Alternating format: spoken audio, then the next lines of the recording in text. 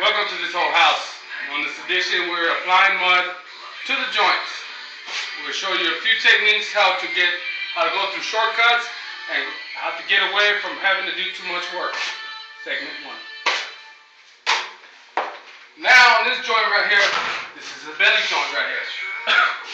Now there's not too much work that needs to be done to here. There's very less sanding. Now what you want to do, you want to use a 12-inch knife. What you want to do is run your mud from the center. Don't go to the very far edge. Start from about a 1/4 inch from the wall and run it all the way towards your new joint. What you want to do is add just enough mud, just however you want to work your mud knife. You want to bend it at a certain angle, however you feel comfortable. Run it and then stop it. Apply it the same way. Now in this particular procedure, what you want to do, you're just putting on, taking off. You don't have to have no build up on it. There's about 3 builds on top of this one already, so you're technically just putting a finished coat on top to preventing too much sanding. Now, Bob Vila, would you recommend the boxes or the mud pan knives right here that what you're using? Now, technically, when you're doing your own personal house, if you're doing commercial work, you want to do. If you're doing commercial work, you can use your standard your mud boxes, or I prefer hand technique.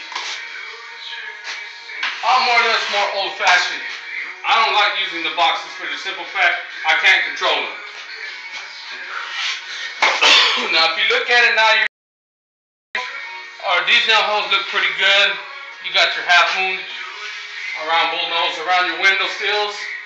Technically, all you got to do now is just come sand your edges. Your belly joint, that belly joint looks good. Your angles look real good. Now, when you come into a certain situation, these are certain type of joints. These are called belly joint or butt joints. This is another butt joint. This one is pretty much probably framing that's not leveled or wasn't hung up properly.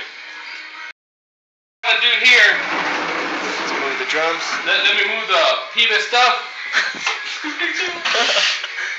What you want to do, you get your knife and you determine what side you want. You got a whole bunch on this side, you have another bunch on this side.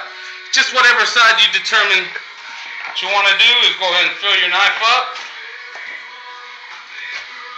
Slap it on there. It seems to be that I'm out of mud. Joint compound, to those who doesn't know, to the world of mud work. Now what you want to do, you want to run it flat. You want to leave about a 1-inch build on it. A lot of people think this would be crazy, but we've been in the business for very many years. From commercial, movie star houses, to just personally small little homes.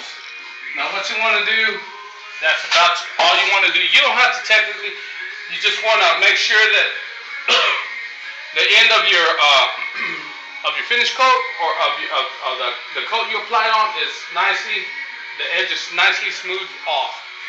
Now your other side doesn't have to be technically that smooth. This side is the only side that needs to be technically smooth. Your middle part, don't have to worry about it. Looks like this window is in pretty good shape, it's in good order. Your angles got a little bit of sanding, your screw holes look pretty good. This room is generally almost ready to go for texture. Cut.